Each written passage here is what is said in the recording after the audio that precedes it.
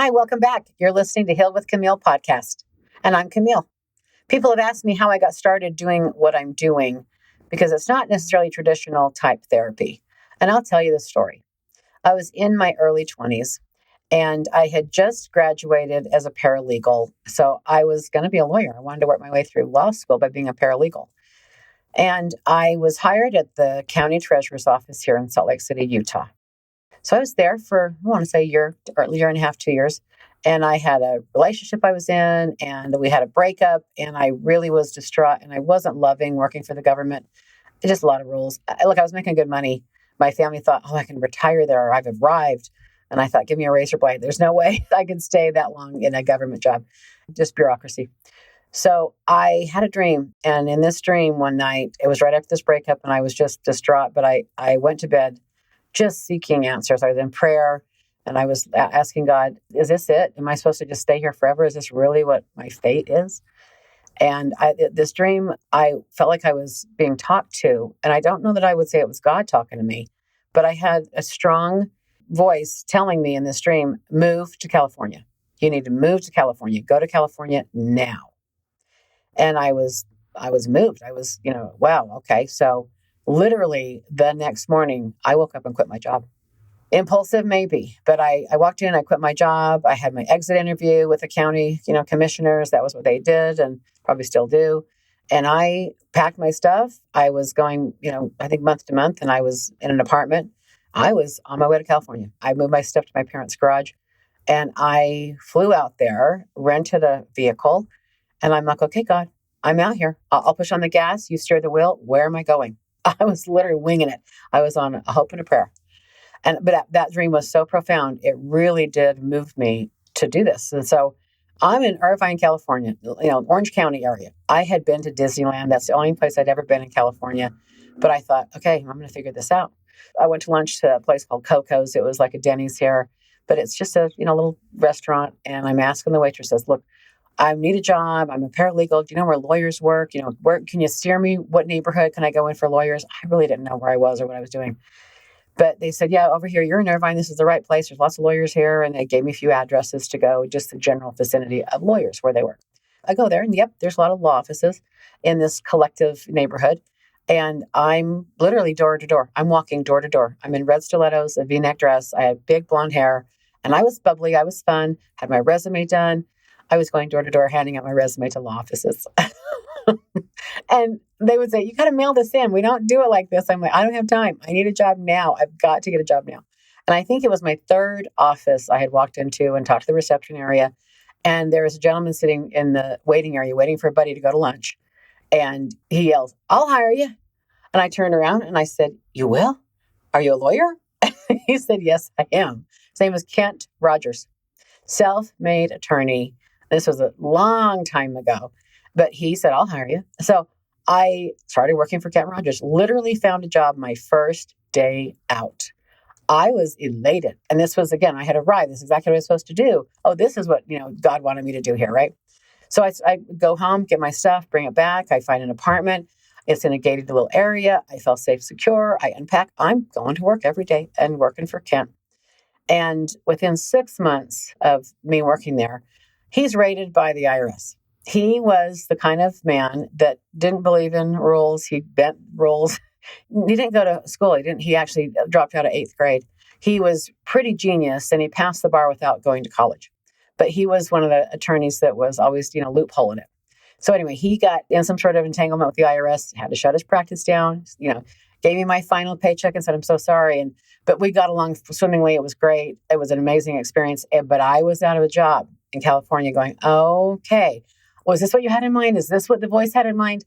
So I'm in the paper again, looking for a job, and I'm in the P section, looking for a paralegal. There are no paralegal jobs back then. They were a pretty brand new career. I didn't see one paralegal job at all, but I did see a personal assistant job. So I thought, you know what? I could be a, personal assistant. I could pick up kids. I can do dry cleaning. Whatever. I can do all that. So I applied for this personal assistant job, and it was with a man named Jeff, and Jeff Durek, actually. And Jeff gave me this test, and this test was to see, if I could be present, if I was, if I had a ability to be present. And it was an interesting test. It was kind of more about where your attention is focused.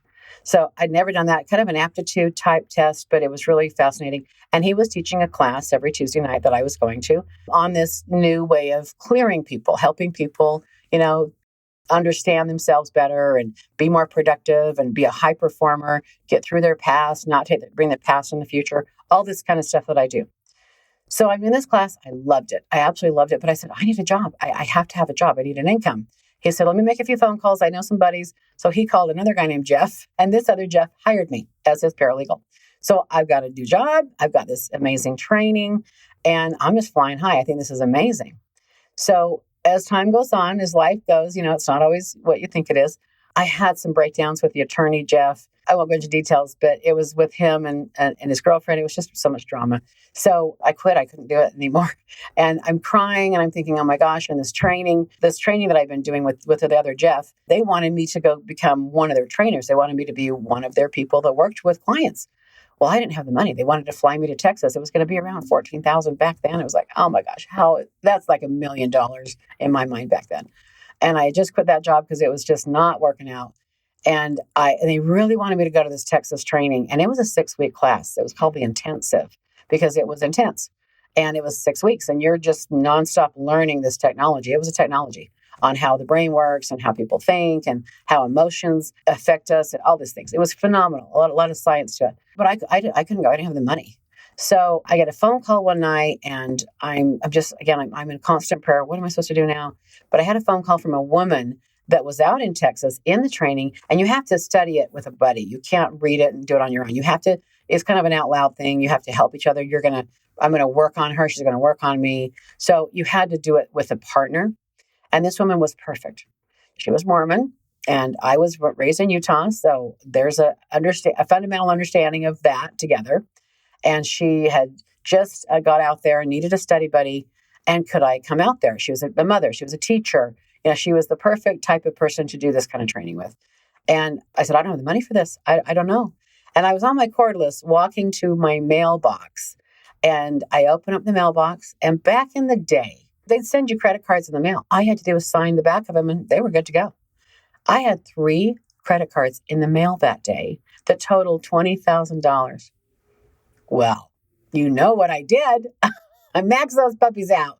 I called her back and I said, I can come. And so it was just almost this serendipitous moments, these little miracle moments. I call them God crumbs in my life.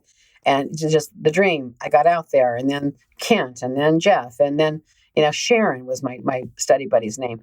And amazing lady, incredible woman, mother of, I think, 8 kids, just a real great human being, super smart. I get out there, we do the training, and we finish before everybody else that had just started did. So we're breezing through it because we both could track it. And it was just an incredible experience. I learned so much. It's like I feel like I got a PhD in that 6-week time frame. And it was heavy. And I was the test pilot. Like I'm the test dummy, so to speak. And she was a test dummy. So we are literally clearing each other. We're going through all these processes to help each other clear. It was extraordinary. Changed my life. And so that is how I kind of got out to California and then to Texas and then went back to California. And Jeff put me to work. I was working in Center Tower in Costa Mesa, 19th floor. I can still see the room, still see the building. Looking down was still a little bit intimidating for me, but it was a beautiful building. I think it's still there. And I worked for him for years, and he would just book people to come see me, and I would just sit there and work with them and process their issues. And so it's a specialty thing. It's like I'm going to customize a program for people. So you have to kind of look at where you're stuck, where you have stuck energy, where's your life not working, where do you want to have it changed? Is it money? Is it your health? Is it relationship? Is it love? Is it just overall status in life in general? Where do you feel blocked? Where do you feel stuck? So it's a different type of therapy is what I would call it. It's just a different type of therapy. And it helps people specifically deal with what they want to deal with, where they want their life to go, where they want to have a breakthrough. Again, he booked me for 60 hours a week, and I was just behind that desk, just working on people. It was trial by fire. I was fire hosed. I'm like, can I do this? Well, you're doing it. And I really was his top performer. I was a top producer there. And then he passed away.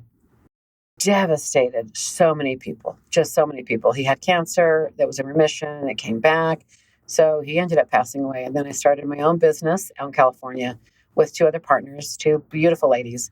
And I worked there for a couple of years doing that. And then I came back to Utah and I've been doing this in Utah ever since. So that's the story of how I even found this work. But it was a whirlwind of, honestly, listening to what I felt spirit guiding me. And it didn't lead me astray. It didn't lead me wrong. I loved California. I loved living there. The weather, everything about it back then was beautiful. It was amazing. It changed my life. It really did save my life. And I do feel like we all have a moment in time where something is pulling for you. Something's pulling on you to change or to do something different. And if you listen, if you're willing to take that leap of faith and just do it. Look, I had nothing to lose back then. I was early 20s, not married, no children. I didn't own a home. I was desperate for a new life, something better than what I was going to create here in Utah, without having a world experience that really did kind of give me enlightenment. And I do feel like the training that I went through, and I've trained 45 people. I've trained 45 people to do what I do. It is a distinct discipline on how to think and how to know your mind. But everybody has, I think, a potential in their own lives that when you're ready, when the student is ready, the teacher will come. And I was so ready to embark on a total new journey in my life. I wanted to have an extraordinary life. I wanted to make a difference in people's lives. So I wanted to be a lawyer. But I realized as a paralegal, I'm just building cases. I'm just doing paperwork. I'm just researching case law. That wasn't contributing to, in my book, humanity like I wanted to. And I've got a skill. I can always go back and be a paralegal. I have had to at some, when I moved back from California, I started out doing that. And I thought, why don't I do my own business here? I kind of thought I wouldn't do it here or people wouldn't accept it because it's a little different, like California is different. Nope. I started my own business and straight out the gate, I was thinking I was going to have to borrow money. I started making money my first month into building this practice that I've got here in Salt Lake now for 30 years. So it was an extraordinary time. And I do feel like when you're ready for your extraordinary moment, if you're ready to have an awakening experience or be open to a possibility that just wasn't even in your mindset before, that is real and that is available to every human being. So what is that for you? What is it you have to let go of? I had to let go of a lot of beliefs. I had to let go of a lot of things that I thought I was and wasn't. And I met a lot of new people. I learned a lot about the mind and how people operate, how we really do perform or not perform. And I look at that time frame, and I can't say that I've had that much guidance or that much spiritual communication for myself since that time. But I really do feel like I was destined and fated to meet the people I did when I was in California, to leave Utah, to just go through that little journey. And I was safe and I was protected because I feel like God really did place me there. I was put there for a reason. And I always tell people, I feel like I do work for God. I don't work for people. People, call and say, my sister's coming in, my husband's coming in. I'm not going to make sure they anything. I'm going to serve the person in front of me. I've had opportunities to work for other companies. Like, there's a big financial firm that wanted to hire me, and it's a couple $100,000 a year, back 10 years ago. And I would work with mainly their top performers, their high achievers. And I would be, I'd help keep them clear. I would keep them productive, so to speak. I couldn't take that job. And it was guaranteed money. But at some point, if they got rid of me, like, where was I going to be? And then I wasn't going to be able to really see my clientele, the people I love. So I decided not just to embolden that financial firm. I wanted to, kind of stay free, have autonomy, and work with people. I still got to hustle. I still got to, make sure I've got clients coming in the door. And I'll tell you my recipe for that. Do a good job. Basically make a difference in that person's life. Do what you can to help clear them, for them to be free of whatever trap they're in, whatever they're stuck in. And if I do my job right, people are going to talk about me. And honestly, that's truly how I have survived for 30 plus years, is people referring me to other people. I never really knew how to market. How do I market what I do? People will classify me as, oh, you're a counselor. Okay. Oh, you're a therapist. Okay. Again, I'm not clinically diagnosing anybody, nor do I want to. I'm just helping people get clear from whatever their past has a hold of them with. So I help look at, get rid of your past. I described this in another video. It's like, think of a sideways figure eight. And the past is just full of, all your issues and shocks and traumas, all these kind of things. Whatever holds your power, whatever holds your attention, whatever's trapped you from your past that you're still stuck in and you haven't understood, you haven't processed through. And so people will come to me, and I'm that little skinny part in the middle of that figure eight.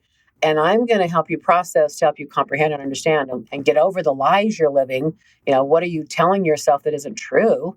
We all have lies that we believe. If your parents get divorced, it must be my fault. Little kids blame themselves for everything, So all those things that you're living like is true.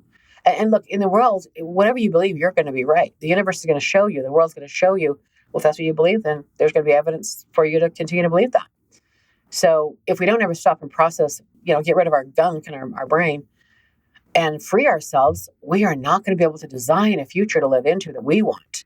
Our future is already predicted. It's already designed based on the past decisions.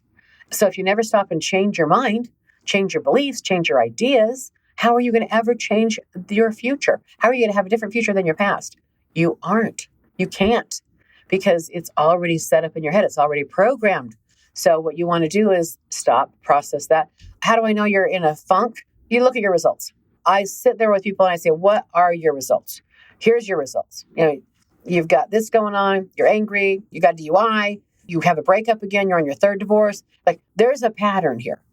And you're not the victim of it. You're probably the one causing it. And look, that's so powerful to know that. Just knowing that, if I'm causing it, I can change it. If I'm at the source of it, I'm the common denominator.